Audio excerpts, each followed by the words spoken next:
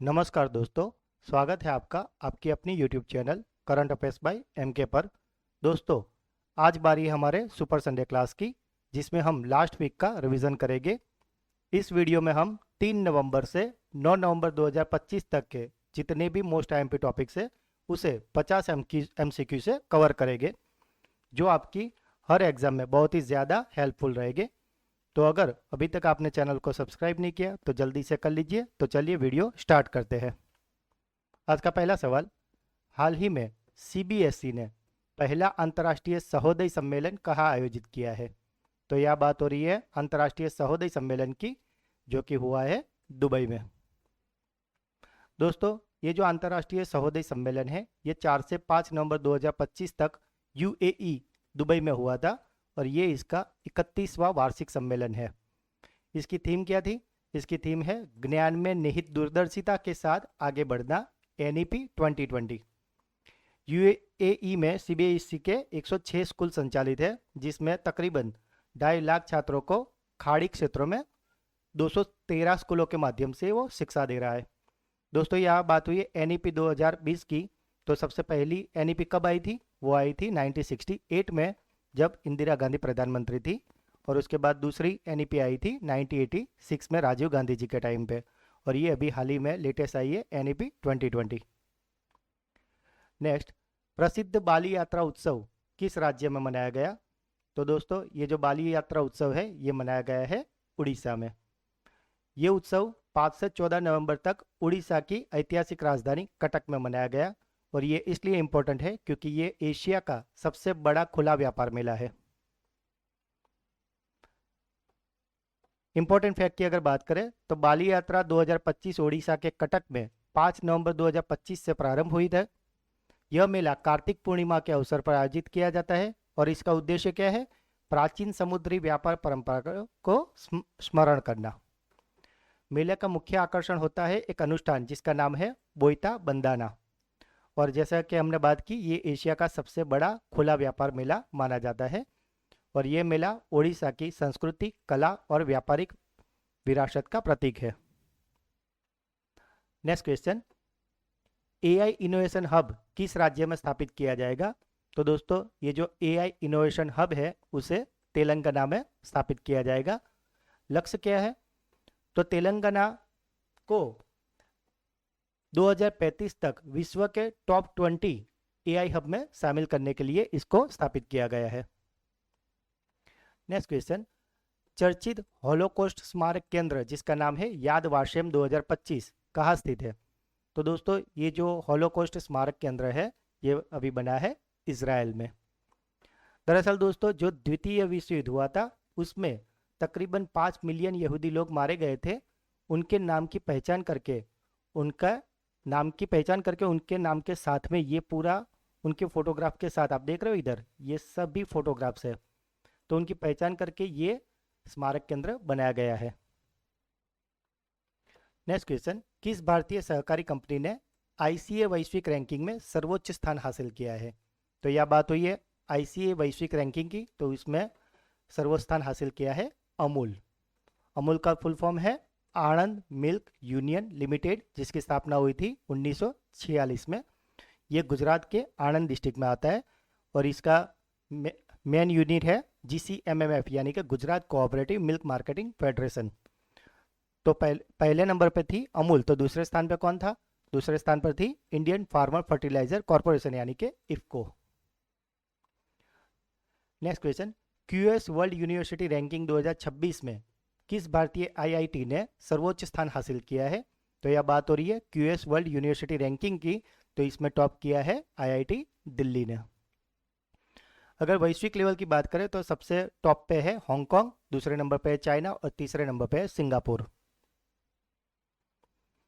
Next question, हाल ही में किसने भारतीय मानक ब्यूरो यानी कि BIS का महानिर्देशक का पदभार संभाला है? तो दोस्तों, ये जो BIS के महानिर्देशक है वो अब बन गया है संजय गर्ग और उन्होंने ये चार्ज लिया है 1 नवंबर 2025 से। नेक्स्ट, हाल ही में किस देश के राष्ट्रपति कार्लोस माजोन ने इस्तीफा दे दिया है? ये है कार्लोस माजोन और ये किस देश के राष्ट्रपति है? ये है वालेंसिया देश के। दोस्तों, दरअसल वालेंसिया में 29 अक्टूबर 2024 को भारी बाढ़ आई थी, जिससे निपटने में सरकार विफल रही थी और इसी के लिए ये जो वहाँ के पूर्व राष्ट्रपति है उन पे इस्तीफा देने के लिए भारी दबाव था और इसी के कारण उन्होंने 3 नवंबर 2025 को अपने पद से इस्तीफा दे दिया है। उन पर आरोप था कि बाढ़ की पूर्व चेतावनी होने के बावजूद उन्होंने पर्याप्त तैयारी नहीं की थी। नेक्स्ट क्वेश्चन, भारत में नवंबर 2025 में किस स्थान को पहली बार डिजिटल राष्ट्रीय समुद्री मत्स्य पालन जनगणना 2025 के लिए चुना गया है? तो दोस्तों ये है कोच्चि, केरल। कोच्चि, केरल में नवंबर 2025 में इस कार्यक्रम का आरंभ हुआ है। इसे ICAR और केंद्रीय समुद्री मत्स्य अनुसंधान संस्थान दोनों के समन्वय से लागू किया गया है और इसका शुभारंभ करता है केंद्रीय मत्स्य पालन और पशुपालन में डेयरी राज्य मंत्री जॉर्ज कुरियन द्वारा। ये पहली डिजिटल राष्ट्रीय समुद्री मत्स्य पालन जनगणना है और इससे तकरीबन 12 लाख मछुआरा परिवार को इसका लाभ होने वाला है। नेक्स्ट क्वेश्चन, भारत का रूल ऑफ लॉ इंडेक्स 2025 में कौन सी रैंक है? तो यह बात हुई है रूल ऑफ लॉ इंडेक्स, जिसमें भारत का रैंक है 86।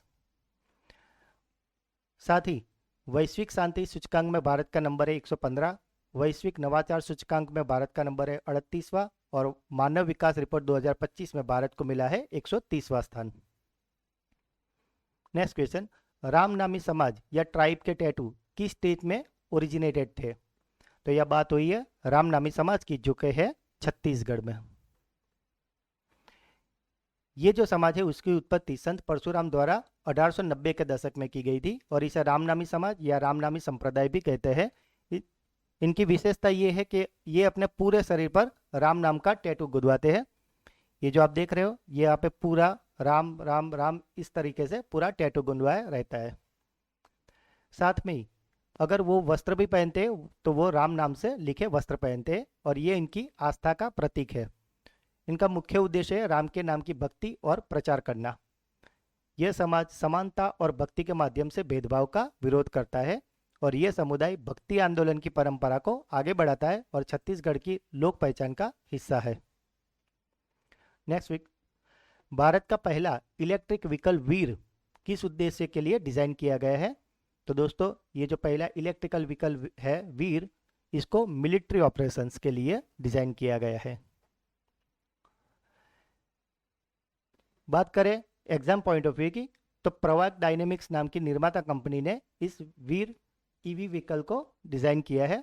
ये पूरी तरीके से इलेक्ट्रिक बैटरी संचालित है और ये पहला भारत का स्वदेशी इलेक्ट्रिक सैन्य वाहन है, इसीलिए ये इंपॉर्टेंट है। उद्देश्य क्या है इसका? उद्देश्य है भारतीय सशस्त्र बलों के लिए इलेक्ट्रिक डिफेंस मोबिलिटी तैयार करना और ये अपने आत्मनिर्भर भारत अभियान के तहत तैयार किया गया है। नेक्स्ट क्वेश्चन, क्रिप्टो करेंसी को संपत्ति के रूप में मान्यता देने वाला पहला न्यायालय कौन सा है? तो यह बात हो रही है क्रिप्टो करेंसी को मान्यता देने वाले न्यायालय की, तो वो है Madras high court. Crypto currency लेन देन का एक माध्यम है जिसे ब्लॉकचेन और इलेक्ट्रॉनिक रूप से बनाया जाता है और संग्रहित किया जाता है। इसके लिए क्रिप्टोग्राफिक तकनीकों और एल्गोरिदम का उपयोग होता है, जैसे कि बिटकॉइन। भारत का पहला स्वदेशी एआई मॉडल का नाम क्या है? तो यह बात हुई है भारत के पहले स्वदेशी एआई मॉडल की, तो इसका नाम है भारत जेन। नेक्स्ट क्वेश्चन, भारत की पहली इलेक्ट्रिक एयर टैक्सी का नाम क्या है? तो यह बात हुई है भारत की पहली इलेक्ट्रिक एयर टैक्सी की, तो वो है शून्य। शून्य को पहली स्वदेशी इलेक्ट्रिक एयर टैक्सी है जिसे सरला एविएशन ने डिजाइन किया है और यह इलेक्ट्रिक वाहन vertical take off and landing की तकनीक पर आधारित है। शून्य का अनावरण भारत मोबिलिटी ग्लोबल एक्सपो 2025 में नई दिल्ली में आयोजित किया गया था और यह पूरी तरह से इलेक्ट्रिक है और शून्य प्रदूषण तकनीक पर कार्य करती है। नेक्स्ट, भारत सरकार ने हाल ही में किस देश के साथ यूपीआई भुगतान को सक्षम करने का समझौता किया है? तो ये समझौता हुआ है मलेशिया देश के साथ और यह समझौता ग्लोबल फिनटेक फेस्ट 2025 के दौरान हुआ था। नेक्स्ट क्वेश्चन, हाल ही में चैट जीपीटी का पहला एकीकृत डिजिटल भुगतान वॉलेट कौन सा बना है? तो ये जो चैट जीपीटी का डिजिटल भुगतान वॉलेट है वो अब बन गया है पेपल।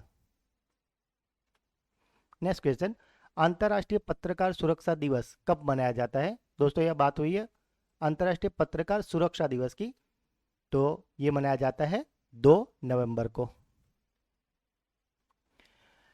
घोषणा किसने की थी? तो इसकी घोषणा की थी संयुक्त राष्ट्र महासभा द्वारा 2013 में हुई थी और इसके आयोजक है यूनेस्को।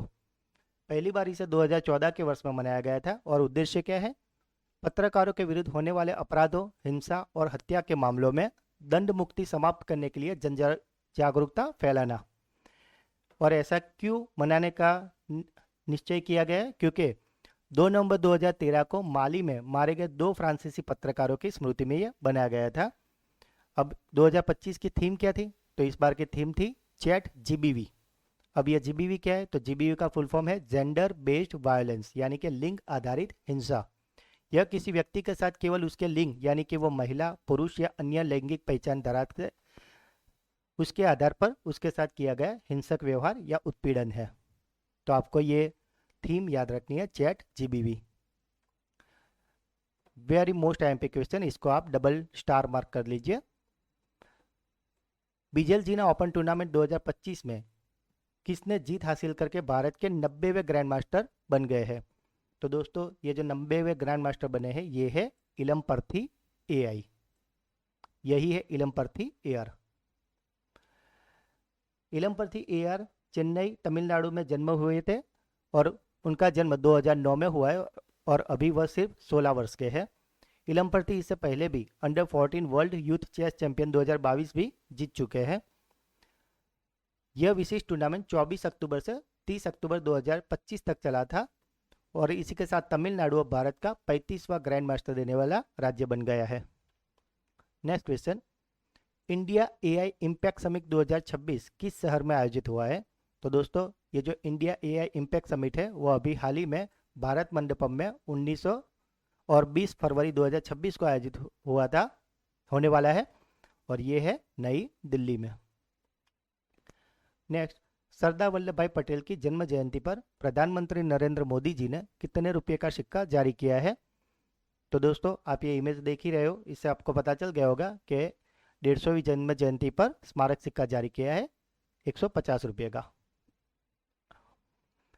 सरदार वल्लभ भाई पटेल के बारे में अगर बात करें तो उनका जन्म 31 अक्टूबर 1875 में नडियाद के गुजरात में हुआ था।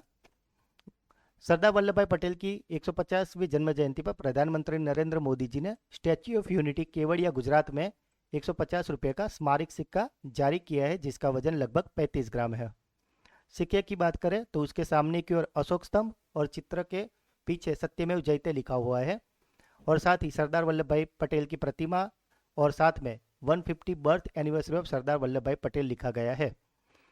उद्देश्य क्या है? उद्देश्य है राष्ट्रीय एकता दिवस के अवसर पर सरदार पटेल को योगदान का सम्मान करना। साथ ही स्टैच्यू ऑफ यूनिटी अगर बात करें तो स्टैच्यू ऑफ यूनिटी इसकी ऊंचाई है 182 मीटर जो विश्व की सबसे ऊंची प्रतिमा है। नेक्स्ट क्वेश्चन, हाल ही में चर्चा में रहा अयनी एयरबेस किस देश में स्थित है? ये आईएमपी है अयनी एयरबेस, तो ये है अपने तजाकिस्तान में। तजाकिस्तान की राजधानी से लगभग ये 15 किलोमीटर पश्चिम में स्थित है। भारत ने 2002 में तजाकिस्तान के साथ मिलकर इस एयरबेस का पुनर्निर्माण किया था। ये इम्पोर्टेंट इसलिए है क्योंकि अफगानिस्तान और मध्य एशिया तक भारत की रणनीतिक पहुंच बढ़ाने में यह सहायक है और साथ ही चीन और पाकिस्तान की निगरानी क्षमता को काउंटर बैलेंस करने वाला ठिकाना भी है। इस एयरबेस की ऊंचाई लगभग 2000 मीटर है और रनवे की बात करें तो यहाँ पे लगभग 3200 मीटर का रनवे है जिससे Su-30 MKI और मिराज 2000 जैसे लड़ाकू विमान संचालित हो सकते हैं और इस एयरबेस का संचालन कर रही थी इंडियन एयरफोर्स। चर्चा में इसलिए क्योंकि अभी भारत यहाँ पे सक्रिय रूप से संचालन नहीं कर रहा है। यह इसलिए भी इम्पोर्टेंट है क्योंकि यह भारत का पहला विदेशी एयरबेस माना जाता है। नेक्स्ट क्वेश्चन, एक्सरसाइज त्रिशूल 2025 का आयोजन भारत के किस क्षेत्र में किया गया? तो यह बात हो रही है एक्सरसाइज त्रिशूल 2025 की जो आयोजित हुआ है राजस्थान और गुजरात। ये एक्सरसाइज त्रिशूल 2025 त्रिसेवा प्रकार का सैन्य अभ्यास है, यानी कि इसमें थल सेना, नौसेना और वायुसेना तीनों ने एक साथ अंदर भाग लिया था और यह अभ्यास इसलिए भी महत्वपूर्ण है क्योंकि ये पाकिस्तान देश की सीमा के समीप आयोजित हुआ है। इसका मुख्य उद्देश्य है संयुक्त संचालन व समन्वय क्षमता को बढ़ाना। नेक्स्ट क्वेश्चन, हाल ही में केंद्रीय रक्षा मंत्री राजनाथ सिंह द्वारा लॉन्च बुक जिसका नाम है सिविल मिलिट्री फ्यूजन, तो ये जो बुक है इसके लेखक कौन है? तो ये जो बुक लिखी है सिविल मिलिट्री फ्यूजन, उसको लिखा है राज शुक्ला जी ने। नेक्स्ट क्वेश्चन, पीढ़ीगत तंबाकू प्रतिबंध लागू करने वाला दुनिया का पहला देश कौन सा बन गया है? दोस्तों इसे भी आप डबल स्टार मार्क कर लीजिए। तो ये देश अब बन गया है मालदीव्स। मालदीव्स दुनिया का पहला देश बन गया है जिसने पीढ़ीगत तंबाकू प्रतिबंध लागू किया है और ये 1 नवंबर 2025 से प्रभावी हो गया है। इस कानून के तहत 1 जनवरी 2007 या उसके बाद पैदा हुआ किसी भी व्यक्ति को तंबाकू उत्पादन, तंबाकू के खरीदने की या तंबाकू बेचने की अनुमति नहीं दी जाएगी और इसका उद्देश्य है युवाओं को तंबाकू के सेवन से रोकना। नेक्स्ट, हाल ही में दया डोंगरे का निधन हुआ है, वह कौन थी? तो दोस्तों ये है दिवंगत दया डोंगरे जी और ये थी एक मराठी अभिनेत्री। दया डोंगरे जी का जन्म 11 मार्च 1940 को महाराष्ट्र के अमरावती में हुआ था। वह मराठी फिल्मों, नाटक और टीवी धारावाहिकों की जानी मानी अभिनेत्री थी। उन्होंने अपने करियर की शुरुआत रंगमंच से की थी और उनकी प्रसिद्ध फिल्मों में है उम्बरठा और दौलत की जंग। इसके बाद उन्होंने टीवी धारावाहिकों में भी काम किया था जिसमें वो ज़्यादातर सख्त और दृढ़ साहस के किरदार में दिखाई देती थी जो दर्शकों को काफ़ी पसंद आता था। और उन्होंने लगभग मराठी कला और जगत में लगभग 5 दशकों तक सक्रिय योगदान दिया है और अब 3 नवंबर 2025 को 85 वर्ष की आयु में दया डोंगरे जी का निधन हो गया है। वैश्विक शांति प्रार्थना महोत्सव की मेजबानी कौन सा देश कर रहा है? तो ये जो हो रहा है वैश्विक शांति प्रार्थना महोत्सव, ये हो रहा है भूटान। भूटान की राजधानी जो है थिम्पू, वहाँ 4 से 17 नवंबर तक ये वैश्विक शांति प्रार्थना महोत्सव का आयोजन हुआ है। नेक्स्ट, ग्लोबल हार्मनी इनिशिएटिव की दूसरी श्रृंखला का शुभारंभ जब हुआ था तब उसकी शुरुआत कौन से आयोजन से हुई थी? तो दोस्तों ये जो ग्लोबल हार्मनी इनिशिएटिव है वो भी हो रहा है सऊदी अरब में और इसकी शुरुआत हुई थी इंडिया वीक से। नेक्स्ट क्वेश्चन, आईसीसी महिला world cup team of tournament, तो इसमें भारत की किस महिला क्रिकेटर को स्थान मिला है? तो दोस्तों आप ये इमेज देख सकते हो, तो इसमें स्मृति मंदाना, जमीना रॉड्रिक और दीप्ति शर्मा तीनों को टीम ऑफ टूर्नामेंट में स्थान मिला है। हाल ही में ईपी जयराजन की आत्मकथा दिस इज माय लाइफ का विमोचन किसने किया है? तो दोस्तों ये जो ईपी जयराजन की आत्मकथा है दिस इज माय लाइफ, ये बेसिकली मलयालम बुक है और इसका विमोचन किया है केरल के मुख्यमंत्री पिनराई विजयन जी ने। नेक्स्ट क्वेश्चन, 56वें भारतीय अंतर्राष्ट्रीय फिल्म महोत्सव 2025 का आयोजन कहाँ होने वाला है? तो दोस्तों ये जो अंतर्राष्ट्रीय फिल्म महोत्सव 2025 है उसकी शुरुआत लगभग 1952 में हुई थी और 2004 तक इसका आयोजन कहीं पे भी रैंडमली होता था, लेकिन 2004 के बाद इसका वेन्यू फिक्स कर दिया गया है और अब ये हो रहा है गोवा में। नेक्स्ट क्वेश्चन, हाल ही में बुकर प्राइज 2025 के लिए चयन हुई book the loneliness of Sonia and Sunny किसके द्वारा लिखी गई है? तो दोस्तों ये जो बुक है the loneliness of Sonia and Sunny, इसको लिखा है किरण देसाई। ये है किरण देसाई जी और ये उनकी बुक है the loneliness of Sonia and Sunny. Next, कौन सा भारतीय शहर को UNESCO creative city of gastronomy के रूप में मान्यता प्राप्त हुई है? तो दोस्तों ये जो सिटी ऑफ गैस्ट्रोनॉमी है वो अब बन गया है लखनऊ। सिटी ऑफ गैस्ट्रोनॉमी वह नगर होता है जहाँ की स्थानीय खाद्य संस्कृति, पारंपरिक पकवान, खाद्य उत्पादन की प्रथाएं और पाक ज्ञान विशेष महत्व और पहचान रखते हैं। तो इसमें अब शामिल हो गया है लखनऊ। सूर्योदय नेटवर्क का मुख्य उद्देश्य क्या है जिसे इंटरनेशनल सोलर अलायंस यानी कि ISA द्वारा लॉन्च किया गया है? तो दोस्तों इसका मुख्य उद्देश्य है सौर ऊर्जा से चलने वाली गाड़ियां बनाना। नेक्स्ट क्वेश्चन, इसको भी आप डबल स्टार मार्क कर लीजिए। किस भारतीय राज्य में हाल ही में गोगाबिल झील को रामसर साइट घोषित किया गया है? तो दोस्तों ये जो गोगाबिल झील है वो है बिहार में। गोगाबिल झील बिहार के कटिहार जिला में है और गोगाबिल झील को नई रामसर आर्द्रभूमि के रूप में घोषित किया गया है। यह बिहार की पहली सामुदायिक रामसर साइट है। झील का क्षेत्रफल लगभग 270 हेक्टेयर है। गोगाबिल झील कोसी नदी प्रणाली से जुड़ी एक प्राकृतिक झील है। कोसी नदी, जिसे बिहार का शोक भी कहते हैं, उसी से जुड़ी यह एक प्राकृतिक झील है और यह प्रवासी पक्षियों के लिए महत्वपूर्ण ठिकाना है।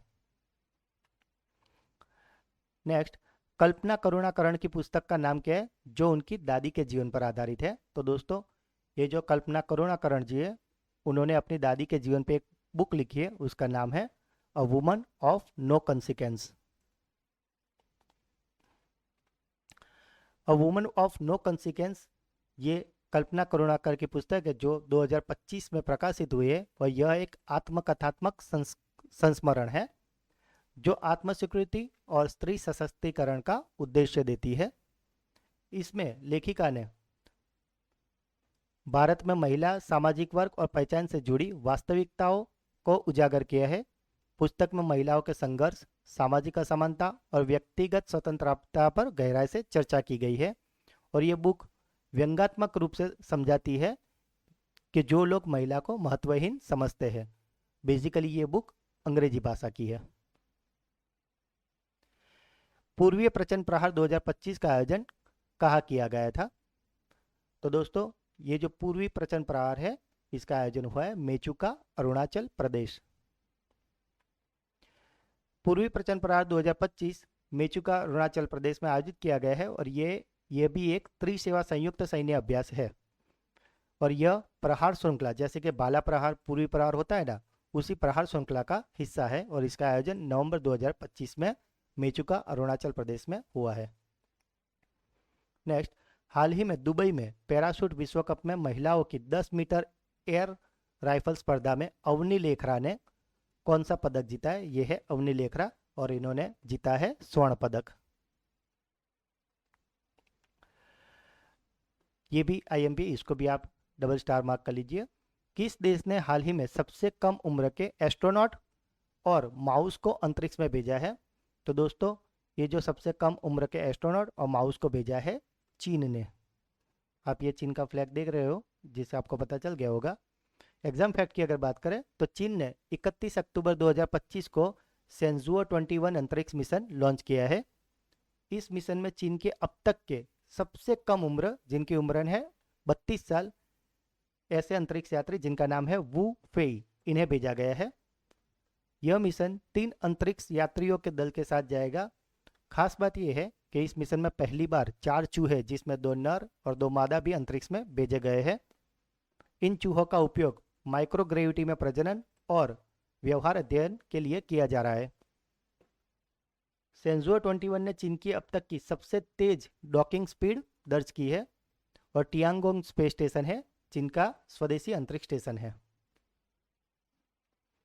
किस भारतीय राज्य ने ड्रोन स्वाम मॉनिटरिंग सिस्टम सीमावर्ती सुरक्षा के लिए लागू किया है? तो दोस्तों ये जो ड्रोन स्वाम मॉनिटरिंग सिस्टम है इसे लागू किया है पंजाब ने।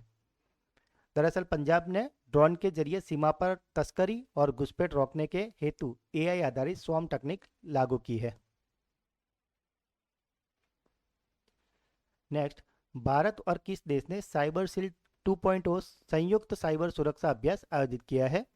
तो यह बात हुई है साइबर शील्ड 2.0 की, जिसे भारत ने इजराइल के साथ मिलकर आयोजित किया है। नेक्स्ट, ये क्वेश्चन आपको पता ही होगा क्योंकि काफ़ी ज़्यादा ट्रेंडिंग में था, इसे भी आप डबल स्टार मार्क कर लीजिए। हाल ही में आईसीसी महिला वनडे विश्व कप 2025 में भारत ने किस देश को हराकर यह खिताब जीता है? तो दोस्तों आपको पता ही है, भारत ने हराया है दक्षिण अफ्रीका को।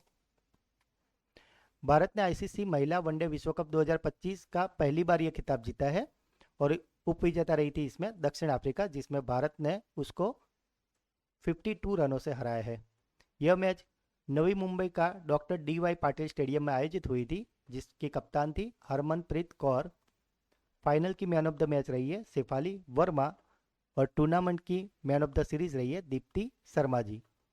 यह टूर्नामेंट भारत और श्रीलंका में आयोजित किया गया था। नेक्स्ट, वंदे मातरम गीत की 150 साल पूरे होने पर हाल ही में कौन सा कार्यक्रम लॉन्च किया गया है? तो दोस्तों, अपना जो गीत था वंदे मातरम, उसके 150 साल होने पर अभी लॉन्च हुआ है वंदे मातरम एट 150 कार्यक्रम। वंदे मातरम गीत की अगर बात करें तो इसे बंकिम चंद्र चट्टोपाध्याय ने 1975 में रचा था।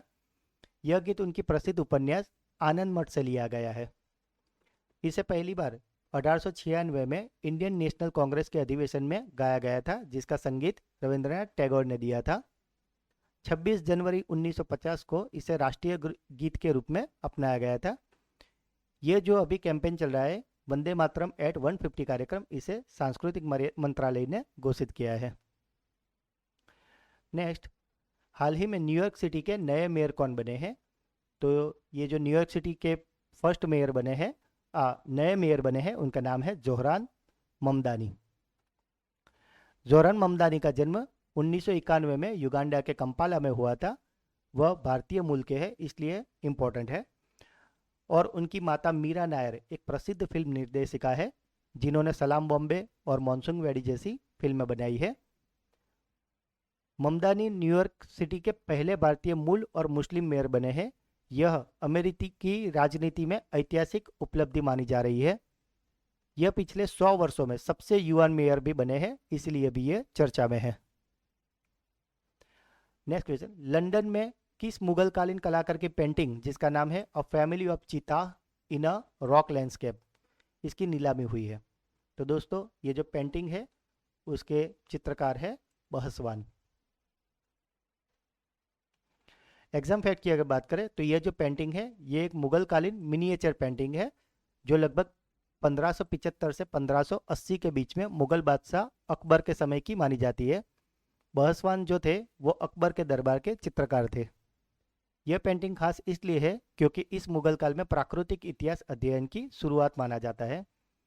दोस्तों, आपको जान के हैरानी होगी कि इस पेंटिंग का आकार सिर्फ 25.1 इंटू 38.1 सेंटीमीटर की है, पर जब 28 अक्टूबर 2025 को लंदन में इसकी नीलामी हुई तो ये लगभग 120 करोड़ रुपए में बिक्री हुई है।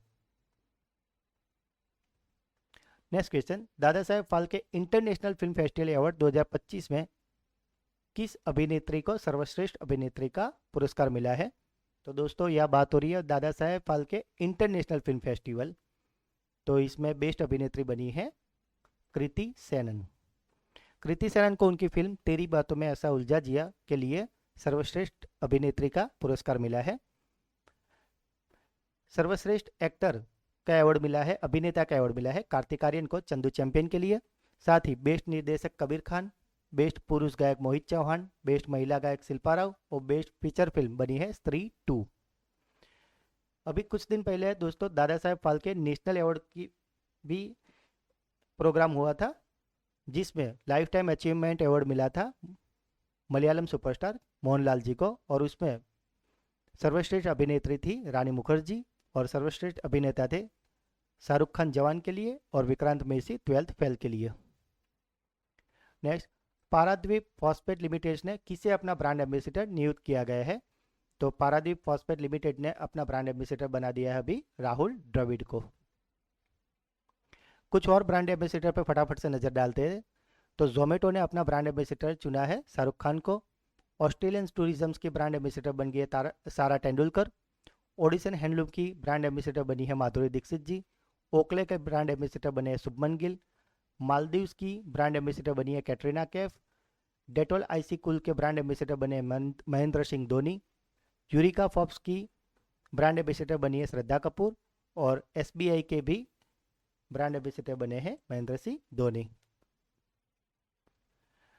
नेक्स्ट, बोस्टन ग्लोबल फोरम द्वारा विश्व शांति और सुरक्षा नेतृत्व पुरस्कार किसे सम्मानित किया गया है? तो दोस्तों, ये जो बोस्टन ग्लोबल फोरम है, उन्होंने हाल ही में अपना विश्व शांति और सुरक्षा के नेतृत्व पुरस्कार के लिए जो सम्मानित किया है वो किया है श्री श्री रविशंकर महाराज जी को। ये है श्री श्री रविशंकर महाराज, इनको तो आप जानते ही होंगे। ये आर्ट ऑफ लिविंग के संस्थापक है। उन्हें विश्व शांति, अंतर्राष्ट्रीय सद्भावना और मानवता की सेवा के लिए ये अवार्ड दिया गया है और इस समारोह का आयोजन हुआ था जिनेवा, स्विट्जरलैंड में। नेक्स्ट क्वेश्चन, यूरोपीय संघ ने किस साल तक अपने शुद्ध ग्रीन हाउस गैस उत्सर्जन में 90% की कटौती का महत्वाकांक्षी लक्ष्य निर्धारित किया गया है? तो दोस्तों ये लक्ष्य निर्धारित किया गया है 2040।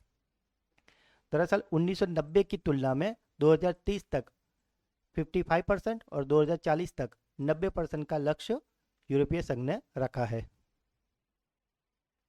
नेक्स्ट, हाल ही में वायुपुत्र नामक इलेक्ट्रिक रॉकेट किसने विकसित किया है? तो दोस्तों ये जो वायुपुत्र इलेक्ट्रिक रॉकेट है इसे डिजाइन किया है स्पेस किड्स इंडिया ने। यह भारत का पहला बिजली से संचालित इको फ्रेंडली रॉकेट है और इसे चेन्नई की स्थित स्पेस किड्स इंडिया कंपनी ने बनाया है और इसका उद्देश्य शैक्षणिक उद्देश्य के लिए ये डिजाइन किया गया है। इस बायोडिग्रेडेबल प्लास्टिक से बनाया गया है, ये इसकी खासियत है और यह प्रति लॉन्च सिर्फ 25 रुपये की बैटरी के खर्च से ये चलता है और एक खास बात है कि इसे लॉन्च करने के लिए लॉन्च पैड की ज़रूरत नहीं है। तो दोस्तों ये थे पिछले वीक के मोस्ट आईएमपी टॉपिक जिसे हमने 50 MCQ से काफ़ी डिटेल में अच्छे से कवर किया है। पर आपसे रिक्वेस्ट है कि आप डेली के वीडियो भी देखा करें क्योंकि हम वहाँ हर रोज़ मोस्ट आईएमपी 15 MCQ करवाते हैं। तो अगर आप वह वीडियो हर रोज़ देखते हो तो आपके ऑलमोस्ट इससे डबल टॉपिक डिटेल में कवर हो जाएंगे और संडे को आपका रिवीजन भी हो जाएगा। पिछले वीक के सारे वीडियो की प्लेलिस्ट की लिंक नीचे डिस्क्रिप्शन में दी हुई है, तो वहाँ जाकर आप देख सकते हो। अब बारी है आज की क्विज की। आज का पहला सवाल है, बिजेल जीना ओपन टूर्नामेंट 2025 में किसने जीत हासिल करके भारत के 90वें ग्रैंड मास्टर बन गए हैं? भारत का पहला इलेक्ट्रिक व्हीकल वीर किस उद्देश्य के लिए डिजाइन किया गया है? और आज का आखिरी सवाल, पीढ़ीगत तंबाकू प्रतिबंध लागू करने वाला दुनिया का पहला देश कौन सा है? तो दोस्तों सारे क्वेश्चन के आंसर आपको कमेंट करने हैं और अगर आप इस चैनल की वीडियो को डेली फॉलो करते हो और संडे को रिवीजन भी करते हो तो आप किसी भी एग्जाम की तैयारी कर रहे हो आपको निश्चित इसमें फ़ायदा होगा। अगर आपको ये वीडियो अच्छा लगा है तो वीडियो को लाइक करें, जितने भी क्वेश्चन पूछे गए हैं या अगर आपका कोई डाउट है तो आप इसे कमेंट करें। इस वीडियो को अपने व्हाट्सएप, टेलीग्राम सभी सोशल मीडिया हैंडल पर शेयर कीजिए और अगर अभी तक आपने चैनल को सब्सक्राइब नहीं किया तो जल्दी से सब्सक्राइब कर लीजिए। मिलते हैं अगले वीडियो में, तब तक के लिए पढ़ते रहिए, आगे बढ़ते रहिए। धन्यवाद।